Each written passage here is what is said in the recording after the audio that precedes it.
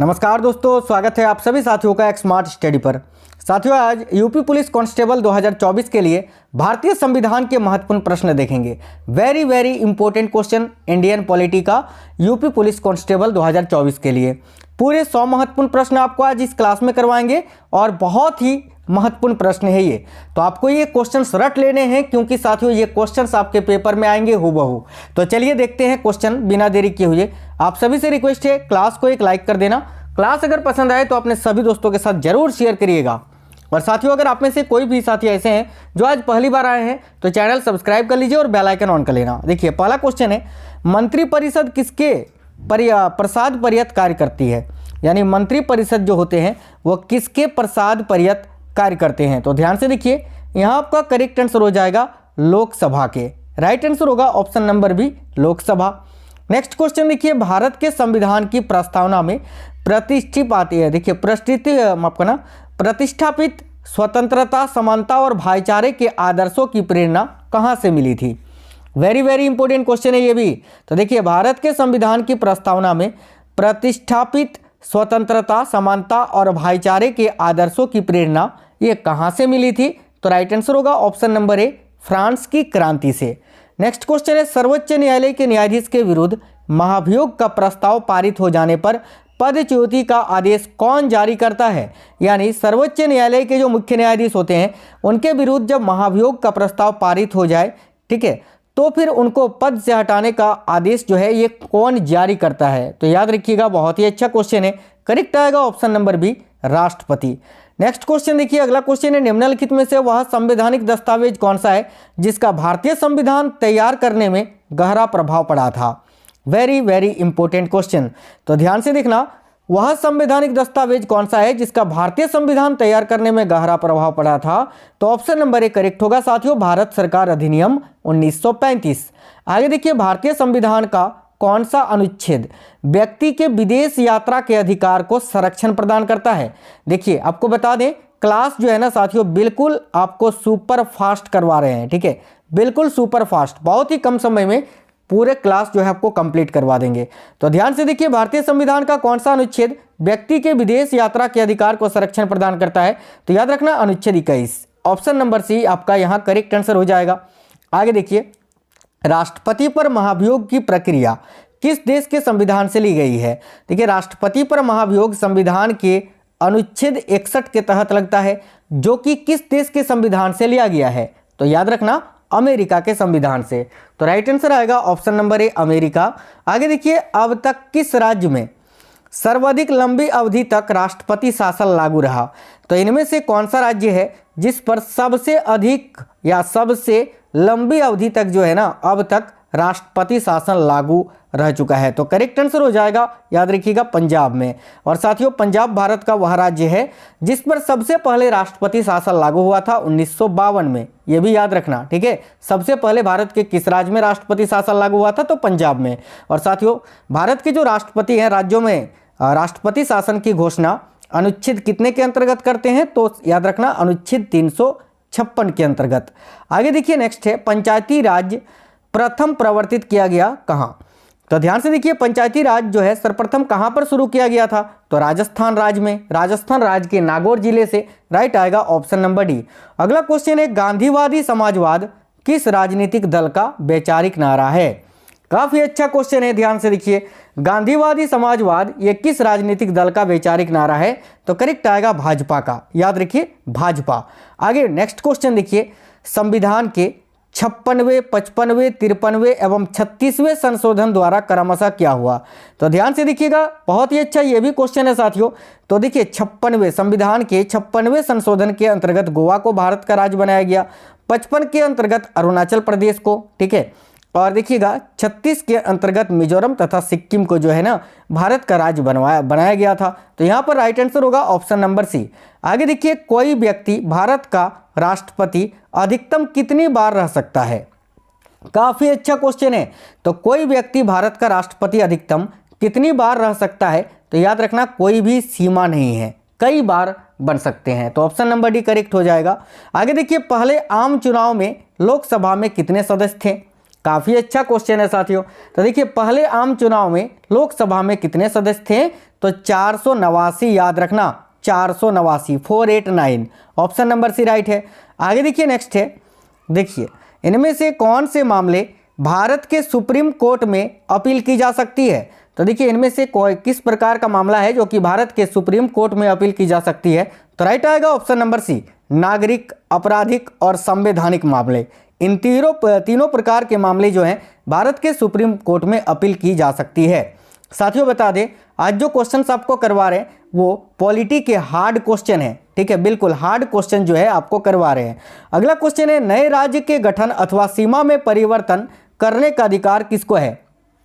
तो ध्यान से देखिए, नए राज्य के गठन अथवा सीमा में परिवर्तन करने का अधिकार यह संसद को होता है, पार्लियामेंट को होता है। तो राइट होगा ऑप्शन नंबर डी, संसद को। आगे देखिए, दल बदल निरोधक अधिनियम जिस तिथि को पारित हुआ वह कौन सी थी। यानी दल बदल निरोधक अधिनियम जो है ये किस तिथि को पारित हुआ था, यही पूछा जा रहा है। तो करेक्ट आंसर होगा 15 फरवरी 1985 को, याद रखिएगा 15 फरवरी 1985। आगे बढ़ेंगे, नेक्स्ट क्वेश्चन है, भारत में उपराष्ट्रपति के पद पर लगातार 2 बार कौन रहा था। तो देखिए भारत के उपराष्ट्रपति के पद पर लगातार 2 बार कौन रहा था, राइट आएगा ऑप्शन नंबर ए, डॉक्टर सर्वपल्ली राधाकृष्णन।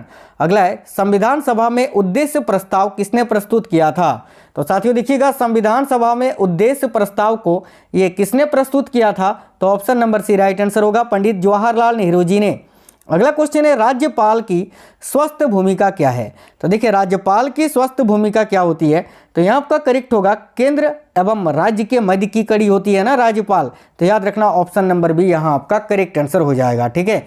चलिए आगे बढ़ेंगे, नेक्स्ट क्वेश्चन देखिए, मौलिक अधिकारों के निलंबन का आदेश कौन दे सकता है। काफ़ी अच्छा क्वेश्चन है। तो साथियों याद रखना मौलिक अधिकारों के निलंबन का आदेश जो है ये राष्ट्रपति दे सकता है, राइट आएगा ऑप्शन नंबर डी, राष्ट्रपति। अगला क्वेश्चन है, किस संविधान संशोधन अधिनियम द्वारा राज्य लोक सेवा आयोग के अध्यक्ष एवं सदस्यों की सेवानिवृत्ति की आयु 60 वर्ष से बढ़ाकर 62 वर्ष कर दी गई। तो करेक्ट आएगा साथियों 41वां संविधान संशोधन अधिनियम के द्वारा, ऑप्शन नंबर ए। नेक्स्ट क्वेश्चन है, भारत के किसी राज्य में मुख्यमंत्री पद पर नियुक्त होने वाली प्रथम दलित महिला कौन थी। काफ़ी अच्छा क्वेश्चन है, ध्यान से देखिएगा।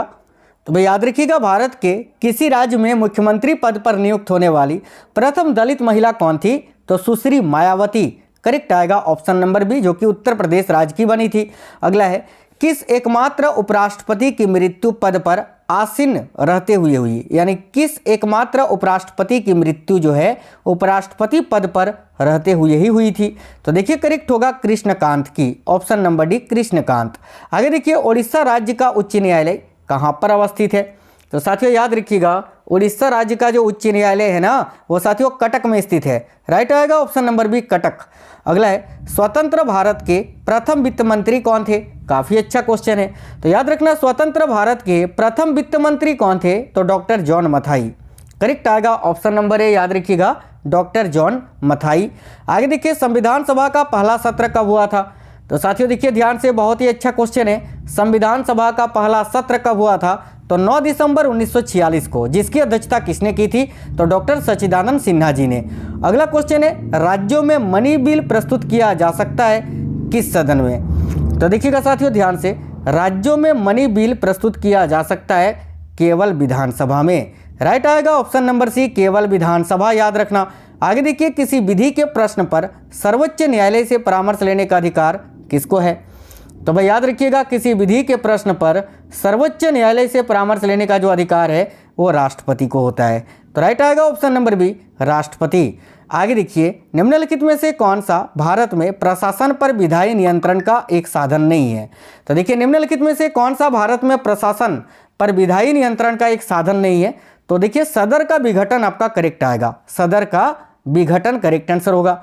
आगे देखिए, अपने पद पर रहते हुए दिवंगत होने वाले प्रथम लोकसभा अध्यक्ष कौन थे। यानी इनमें से कौन से व्यक्ति हैं जो कि अपने पद पर रहते हुए ही दिवंगत हो गए थे। तो देखिए राइट होगा GSC Balayogi, option number C, याद रखना GSC बालयोगी।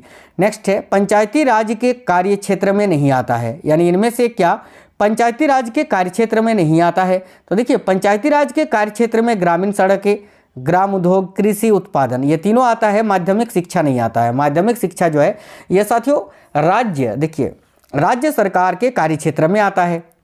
आगे देखना, जनहित याचिका दायर की जा सकती है किस न्यायालय में? तो ध्यान से देखना, ये जो जनहित याचिका होती है साथियों, याद रखना ये जो है ना उपयुक्त दोनों में, देखो उच्च न्यायालय तथा सर्वोच्च न्यायालय दोनों में ही जो है दायर की जा सकती है। चलिए आगे बढ़ेंगे। नेक्स्ट है, निम्नलिखित में से किस समिति का पदेन अध्यक्ष लोकसभा अध्यक्ष होता है? तो देखिए इनमें से वो कौन सी समिति है जिसका पदेन अध्यक्ष होता है लोकसभा अध्यक्ष? तो याद रखिएगा नियम समिति का। ऑप्शन नंबर सी नियम समिति करेक्ट है। नेक्स्ट क्वेश्चन है, भारत सरकार के कानूनी विषयों पर परामर्श कौन देता है? तो ध्यान से देखिए, भारत सरकार के कानूनी विषयों पर परामर्श कौन देता है साथियों? तो अटॉर्नी जनरल यानी महान्यायवादी। आगे नेक्स्ट क्वेश्चन है, संवैधानिक दृष्टि से यदि देखा जाए तो उप प्रधानमंत्री निम्न में से किसके समकक्ष होता है? तो संवैधानिक दृष्टि से अगर देखा जाए तो उप प्रधानमंत्री जो होते हैं, याद रखना ये कैबिनेट मंत्री के समकक्ष होते हैं। ऑप्शन नंबर डी कैबिनेट मंत्री। अगला है, लोकतंत्र का कार्य संचालन किसके अभाव में असंभव है? तो भाई लोकतंत्र का कार्य संचालन जो है ये किसके अभाव में असंभव है? तो याद रखना राजनीतिक दल के। बिना राजनीतिक दल के लोकतंत्र नहीं हो सकता है, लोकतंत्र का संचालन नहीं हो सकता है। राइट आएगा ऑप्शन नंबर सी राजनीतिक दल। अगला है, संविधान के किस अनुच्छेद के अंतर्गत लोक सेवा आयोग के सदस्यों को हटाया जा सकता है? तो साथियों देखना, संविधान का वह कौन सा अनुच्छेद है जिसके अंतर्गत लोक सेवा आयोग के सदस्यों को हटाया जा सकता है? तो राइट आएगा अनुच्छेद 317 के अंतर्गत। आगे देखिए नेक्स्ट है, देखिए सांसदों के वेतन का निर्णय कौन करता है? तो भाई देखिए सांसदों को जो वेतन दिया जाता है उसका निर्णय संसद करता है, parliament. Option number A correct है। आगे देखिए, आपातकाल के दौरान, ध्यान से देखना बहुत ही अच्छा क्वेश्चन है साथियों। तो भाई आपातकाल के दौरान संसद लोकसभा का कार्यकाल एक बार में कितने समय के लिए बढ़ा सकती है? तो करेक्ट आंसर होगा 1 वर्ष के लिए। Option number B. आगे देखिए, मौलिक अधिकारों को लागू करने के लिए निम्नोक्त में से किसी उच्च न्यायालय माफ करना किसी न्यायालय द्वारा जारी किया जा सकता है क्या? तो मौलिक अधिकारों को लागू करने के लिए किसी न्यायालय द्वारा इनमें से क्या जारी किया जा सकता है? तो याद रखना समादेश यानी writ. Option number C correct हो जाएगा। आगे देखिए नेक्स्ट है, देश में दूसरी बार राष्ट्रीय आपात की उद्घोषणा कब हुई? तो भाई ध्यान से देखिएगा, देश में दूसरी बार राष्ट्रीय आपातकाल की उद्घोषणा कब हुई थी ये आपसे पूछा जा रहा है साथियों। तो देखिए करेक्ट आंसर हो जाएगा 13 दिसंबर 1971 को। तो करेक्ट आएगा यहाँ आपका ऑप्शन नंबर सी, याद रखना 13 दिसंबर 1971 करेक्ट आंसर है। बहुत ही अच्छा क्वेश्चन है, आप सभी साथियों को यहाँ आपको याद रखना है। चलिए आगे देखिए, भारत में किसी भी सदन का सदस्य हुए बिना कोई व्यक्ति कब तक मंत्री पद पर आसीन रह सकता है? तो देखिए काफी महत्वपूर्ण प्रश्न है। भारत में किसी भी सदन का सदस्य हुए बिना कोई व्यक्ति कब तक जो है मंत्री पद पर आसीन रह सकता है? तो याद रखना 6 माह तक। राइट आएगा ऑप्शन नंबर बी 6 माह तक, याद रखिएगा। बहुत ही महत्वपूर्ण प्रश्न है ये भी। चलिए नेक्स्ट क्वेश्चन है, जब राष्ट्रपति, देखिए जब राष्ट्रपति की मृत्यु हो जाए, त्यागपत्र दे दे या पदच्युत उनका वो पद से हट जाए या अन्य कारणों से अपने कर्तव्य को नहीं निभा सकता, तो उपराष्ट्रपति कितने समय तक राष्ट्रपति के रूप में कार्य कर सकता है? बहुत ही महत्वपूर्ण प्रश्न है। तो याद रखिए 6 माह तक। तो राइट आंसर आएगा ऑप्शन नंबर डी 6 माह तक, याद रखना। आगे देखिए नेक्स्ट है, संविधान के किस अनुच्छेद में हिंदी भाषा के विकास के लिए निर्देश दिया गया है? तो ध्यान से देखना साथियों, संविधान के किस अनुच्छेद में हिंदी भाषा के विकास के लिए निर्देश दिए गए हैं? तो भाई अनुच्छेद 343 में। राइट आंसर आएगा ऑप्शन नंबर सी अनुच्छेद 343। आगे देखिए, संविधान संशोधन हेतु विधेयक सर्वप्रथम कहाँ प्रस्तुत किया जाता है? तो साथियों संविधान संशोधन हेतु विधेयक जो है ना ये सर्वप्रथम कहाँ पर प्रस्तुत किया जाता है? राइट आएगा ऑप्शन नंबर ए संसद में। आगे देखिए, राज्यपाल के पद पर नियुक्ति की न्यूनतम उम्र सीमा क्या है? यानी राज्यपाल बनने के लिए न्यूनतम आयु सीमा जो है वो कितना वर्ष रखा गया है? तो याद रखना 35 वर्ष। ऑप्शन नंबर सी करेक्ट होगा। आगे देखिए, किस राज्य के आरक्षण विधेयक को 9वीं अनुसूची में सम्मिलित किया गया है? तो भाई देखिएगा साथियों, किस राज्य के आरक्षण विधेयक को 9वीं अनुसूची में सम्मिलित किया गया है? तो करेक्ट आएगा तमिलनाडु राज्य के आरक्षण विधेयक को। ऑप्शन नंबर ए राइट है। अगला क्वेश्चन है, कौन राष्ट्रपति के चुनाव में तो मतदान नहीं करते हैं परंतु उपराष्ट्रपति के चुनाव में मतदान करते हैं? बहुत ही अच्छा क्वेश्चन है। क्वेश्चन में बोला यह गया है कि कौन से सदस्य होते हैं जो राष्ट्रपति के चुनाव में मतदान नहीं करते हैं परंतु उपराष्ट्रपति के चुनाव में मतदान करते हैं? तो याद रखना संसद के मनोनीत सदस्य। राइट आएगा ऑप्शन नंबर ए। आगे देखिएगा, अगला क्वेश्चन है, जो सदस्य लोकसभा अध्यक्ष का चुनाव करते हैं वे क्या होते हैं? तो भाई देखिएगा, जो सदस्य लोकसभा अध्यक्ष का चुनाव करते हैं साथियों, वो कहाँ के सदस्य होते हैं? तो लोकसभा के। ऑप्शन नंबर डी करेक्ट हो जाएगा। अगला है, डीडी मक्किन ने दबाव समूह को परिभाषित किया था किस रूप में? मैंने आपको बोला था स्टार्टिंग में ही साथियों, आज जो है आपको हार्ड क्वेश्चन करवाएंगे। ये वो क्वेश्चन है जो पेपर में छूट जाता है, तो ध्यान से देखिए। डीडी मक्किन ने दबाव समूह को परिभाषित किया है किस रूप में? तो देखिए यहाँ आपका करेक्ट आएगा साथियों, गुमनाम साम्राज्य के रूप में। ऑप्शन नंबर ए करेक्ट है। भारतीय नागरिकों के लिए एक समान सिविल संहिता प्राप्त करने की बात कही गई है किस अनुच्छेद में? तो देखिए, भारतीय नागरिकों के लिए एक समान सिविल संहिता प्राप्त करने की बात किस अनुच्छेद में कही गई है? तो याद रखना अनुच्छेद 44 में, जो कि राज्य के नीति निर्देशक तत्वों का एक विषय है। आगे देखिए, राज्य के नीति निर्देशक तत्वों में क्या शामिल है जो मूल अधिकार में नहीं है? तो भाई देखिएगा साथियों, राज्य के नीति निर्देशक तत्वों में कुटीर उद्योग को प्रोत्साहन देना शामिल है, जो कि देखिए राज्य मौलिक अधिकार में शामिल नहीं है। जैसे कि अपरिष्यता उन्मूलन, ये साथियों जो है आपका मौलिक अधिकार के अंतर्गत आता है, अनुच्छेद 17 के अंतर्गत। आने जाने की स्वतंत्रता, ये भी जो है आपका अनुच्छेद 21 के अंतर्गत आता है, यानी ये भी मूल अधिकार है। धर्म की स्वतंत्रता अनुच्छेद 25 से 28 में है, यानी ये भी मूल अधिकार है। तो कुटीर उद्योग को प्रोत्साहन देना जो है ये राज्य के नीति निर्देशक तत्वों का विषय है। तो ऑप्शन नंबर डी राइट होगा। अगला, संपत्ति के मौलिक अधिकार को कब समाप्त किया गया? तो देखिए, संपत्ति के मौलिक अधिकार को 1978 में संविधान के 44वें संशोधन के द्वारा समाप्त किया गया। राइट आएगा ऑप्शन नंबर ए। अगला है, किसी राज्य के मुख्यमंत्री की नियुक्ति कौन करता है? वेरी वेरी इंपॉर्टेंट क्वेश्चन है, तो ध्यान से देखिएगा। किसी राज्य के मुख्यमंत्री की नियुक्ति कौन करता है? ऑप्शन नंबर सी राइट होगा साथियों, राज्यपाल। आगे देखिए, संविधान के किस अनुच्छेद के अंतर्गत देखिए राष्ट्रपति द्वारा भारत के महान्यायवादी की नियुक्ति की जाती है? तो याद रखना अनुच्छेद 76 के अंतर्गत। Option number C. आगे देखिए, राज्य के नीति निर्देशक तत्वों में कितने वर्षों तक के बच्चों के लिए निःशुल्क और अनिवार्य शिक्षा का प्रावधान है? तो राइट आएगा 14 वर्ष तक के बच्चों के लिए, 6 से 14 वर्ष के बच्चों के लिए, याद रखना। आगे देखिए, नीचे लिखा कौन सा सिद्धांत नीति निर्देशक तत्वों में सम्मिलित नहीं है? तो देखिएगा साथियों, आर्थिक व्यवस्था संबंधी सिद्धांत, ये तो नीति निर्देशक तत्वों का ही विषय है। शासन सुधार संबंधी सिद्धांत ये भी है। न्याय, शिक्षा, प्रजातंत्र और प्राचीन स्मारक संबंधी सिद्धांत, ये तीनों आपका नीति निर्देशक तत्वों से संबंधित है, लेकिन बाल विवाह संबंधी सिद्धांत जो है ये नीति निर्देशक तत्वों में शामिल नहीं है। तो ऑप्शन नंबर डी राइट होगा। आगे देखिएगा, 1983 में केंद्र सरकार द्वारा संघ राज्य संबंधों पर निम्नलिखित में से कौन सा आयोग नियुक्त किया गया था? तो ध्यान से देखिएगा, 1983 में केंद्र सरकार द्वारा संघ राज्य संबंधों पर निम्नलिखित में से कौन सा आयोग है जो कि नियुक्त किया गया था? तो देखिए, करेक्ट आंसर हो जाएगा सरकारिया आयोग। ऑप्शन नंबर ए। कौन सा अनुच्छेद केंद्र सरकार द्वारा राज्यों को सहायता अनुदान से संबंधित है? तो इनमें से कौन सा अनुच्छेद है जो केंद्र सरकार द्वारा राज्यों को सहायता अनुदान जो देता है उससे संबंधित है? तो अनुच्छेद 275, याद रखना ऑप्शन नंबर सी। अगला क्वेश्चन है, देखिएगा, भारत के संविधान के किस संशोधन ने उच्च न्यायालय के न्यायाधीशों की सेवानिवृत्ति की आयु 60 वर्ष से बढ़ाकर 62 वर्ष कर दी? तो करेक्ट आएगा, याद रखना कौन से संशोधन से? तो 15वें संविधान संशोधन से। ऑप्शन नंबर भी राइट होगा। आगे है, भारत में राजनीतिक दलों को कौन मान्यता देता है? तो देखिएगा, भारत में जो राजनीतिक दल हैं उनको कौन मान्यता प्राप्त करता है? तो देखिए, राइट आंसर हो जाएगा भारत का चुनाव आयोग। Option number B. अगला है, एकमात्र उदाहरण जब भारत के राष्ट्रपति ने वीटो की अपनी शक्ति का प्रयोग किया था?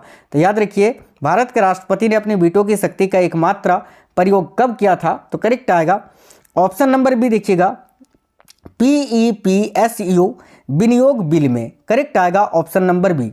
दल बदल विरोधी कानून 1979 में लागू किया गया था, कहां पर? तो देखिए, राइट आंसर होगा पश्चिम बंगाल में, याद रखना। दल बदल विरोधी कानून जो है ये पहली बार 1979 में लागू हुआ था पश्चिम बंगाल में, याद रखना।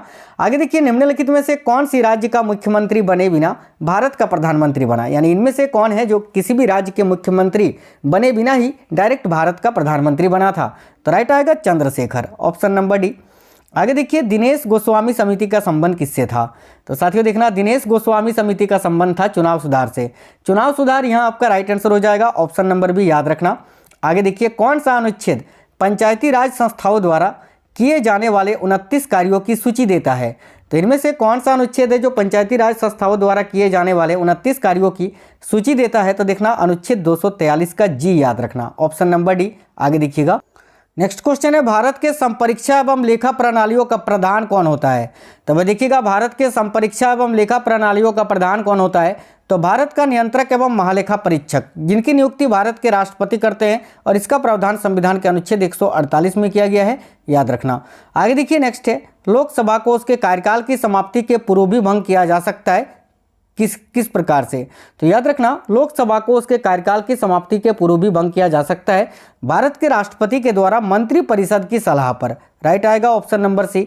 भारत के संविधान में प्रथम संशोधन अधिनियम कब बना था, यानी भारत के संविधान में पहली बार संशोधन कब हुआ था, तो राइट आंसर होगा ऑप्शन नंबर बी वर्ष 1951 में।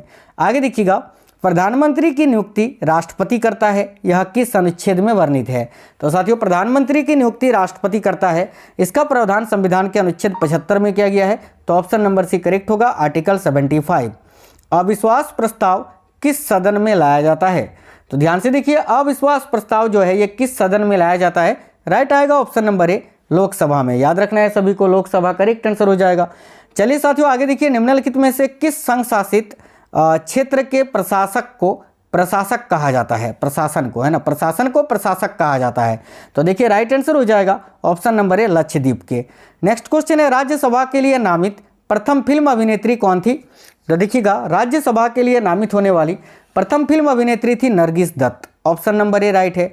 राज्यसभा के उपसभापति का निर्वाचन कौन करता है, तो ध्यान से देखिएगा राज्यसभा के जो उपसभापति होते हैं इनका निर्वाचन कौन करता है, तो राज्यसभा के सदस्य, ऑप्शन नंबर बी करेक्ट है।